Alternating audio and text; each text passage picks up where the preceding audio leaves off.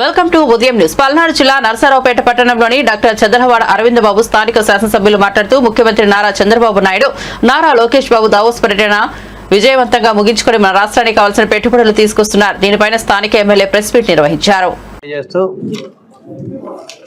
మరి గడిచిన వారంలో ఏదైతే నారా చంద్రబాబు నాయుడు గారు, నారా లోకేష్ బాబు గారు దావోస్ పర్యటన సందర్భంగా మన ఆంధ్ర రాష్ట్రానికి స్వర్ణాంధ్రప్రదేశ్గా మార్చడానికి ఏవైతే నిధులు తీసుకురావడం జరిగిందో, ఏ కంపెనీల ద్వారా ఎంఓయూలు జరిగినాయి, ఒప్పందాలు జరిగినాయి, ఇవన్నీ కూడా మరి వాళ్ళ చంద్రబాబు నాయుడు గారు, నారా లోకేష్ బాబు గారు, అదేవిధంగా పవన్ కళ్యాణ్ గారు కూడా వీటన్నిటిని కూడా దృష్టి పెట్టి ఈ రాష్ట్రానికి రావాల్సిన పెట్టుబడుల్ని ఏదైతే దావోస్లో జరిగిన ఒప్పందాలన్నీ కూడా ఇవాళ తీసుకురావడం జరిగింది. దీన్ని మీడియా దృష్టికి తేవడం జరిగింది.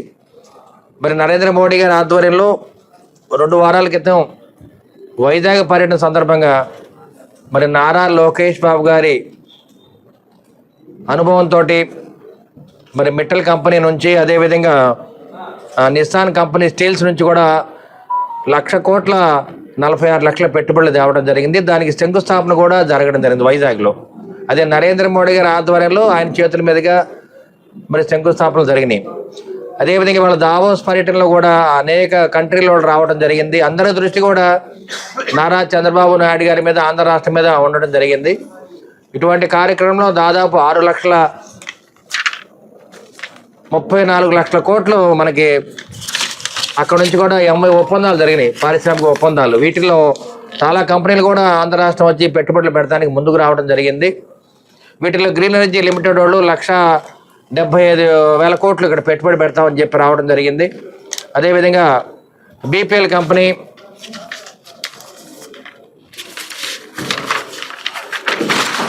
ఈ ఒప్పందాల్లో బీపీఎల్ కంపెనీ, అదేవిధంగా Reliance company, Greenko, RK labs, Mittal, Nissan steels, అదేవిధంగా పీపుల్స్ టెక్ వంటి ఎన్నో కంపెనీలు ఈ రాష్ట్రంలో పెట్టుబడులు పెడతానికి ఒప్పందాలు జరిగాయి అన్నమాట. ఇవన్నీ కూడా నారా చంద్రబాబు నాయుడు గారు, పవన్ కళ్యాణ్ గారి ఆధ్వర్యంలో నారా లోకేష్ బాబు గారి ముగ్గురు కూడా కలిసి ఈ ఒప్పందాలు చేసుకొని రావడం జరిగింది. పవన్ కళ్యాణ్ గారు దావోస్ పట్టణానికి వెళ్ళడం జరగలేదు, కానీ వెళ్లే ముందు కూడా చర్చలు జరిగిన తర్వాత నారా చంద్రబాబు నాయుడు గారు, నారా లోకేష్ బాబు గారు వెళ్ళడం జరిగింది. ఈ ముగ్గురి ఆలోచనతోటి ఈ పెట్టుబడులు కూడా మనం దగ్గర ఉండి తీసుకురావడం జరిగింది. అదేవిధంగా నరేంద్ర మోడీ గారు కూడా మనకి ఆశీస్సులు అందజేయటం వల్ల ఎన్నో కంట్రీల వాళ్ళు మన మీద మరి పెట్టుబడి పెడతానికి ఆంధ్ర రాష్ట్రం రావడానికి ముందుకు రావడం జరిగింది.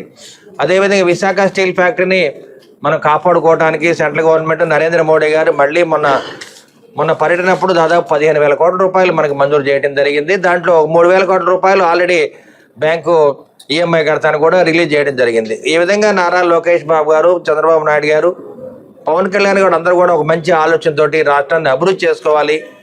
వచ్చిన 7 నెలల్లోనే దాదాపు 6,00,000 కోట్ల రూపాయలు మన పెట్టుబడులు తేవడం జరిగింది. ఇవన్నీ కూడా దీంట్లో చాలా వరకు మరి 80 ఒప్పందాలు జరిగినాయి అన్నమాట. ఇవన్నీ కూడా ప్రజల దృష్టికి తీసుకెళ్ళి, మీడియా దృష్టికి తీసుకెళ్ళడం ద్వారా ఏదైతే రాబోయే ఇప్పుడు జరిగిన 7 నెలల్లోనే ఇన్ని కోట్లు మనం మరి పెట్టుబడులు తేగలిగాము. రాబోయే కాలంలో ఇంకా పెట్టుబడులు తెద్దాము. అందరి ఆలోచన అందరికీ ఒకటే, చదువుకునే బిడ్డలకి 20 లక్షల ఉద్యోగాలు ఇస్తామని చెప్పి మేము మేనిఫెస్టోలో హామీ ఇవ్వడం జరిగింది. కాబట్టి ఈ విధంగా కంపెనీలు పెట్టుబడి రావడం వల్ల మన ఈ ఉద్యోగాలన్నీ కూడా ప్రతి ఏటా 5 లక్షల మందికి ఉద్యోగాలు ఇవ్వడానికి అవకాశాలు ఉన్నాయని చెప్పి తెలియజేయడానికి చంద్రబాబు నాయుడు గారు వీళ్ళందరూ కూడా పూనుకున్నారు. అందరూ కూడా చంద్రబాబు నాయుడు గారి సారథ్యంలో పవన్ కళ్యాణ్ గారి పెట్టుబడితోటి, పట్టుదలతోటి ముందుకెళ్తున్నాము. దీనికి మన నారా లోకేష్ బాబు గారు, యువ నాయకుడు కూడా అండదండలతోటి మనం అందరం కూడా మరి రాష్ట్రంలో అభివృద్ధి ప్రగతిలో ప్రయాణం చేయడానికి ఈ కార్యక్రమాలు చేస్తున్నారు. కాబట్టి ఇదంతా కూడా మీడియా దృష్టిలో తీసుకెళ్ళి ప్రజల్లోకి తీసుకెళ్తాం. అదేవిధంగా రేపు మార్చి నుండి జూన్ లోపల, వర్షాకాలం వచ్చే లోపల ఎక్కడైతే కాలువలు, రోడ్లు ఇవన్నీ కూడా మరి కొత్తగా వేసుకోవడానికి మన నిధులు కూడా రాబోతున్నాయి. కాబట్టి ఇవన్నీ కూడా దగ్గరుండి చేయడానికి ఈ ప్రభుత్వం 7 నెలలలో చంద్రబాబు నాయుడు గారు రాత్రింబగళ్ళు కష్టపడి ప్రతి కార్యక్రమాన్ని ప్రజల్లో తీసుకెళ్తున్నారు. అదేవిధంగా ప్రతి నెల ఒక శనివారం రోజు, 3వ శనివారం ప్రతి పలానా జిల్లా వెళ్ళి మరి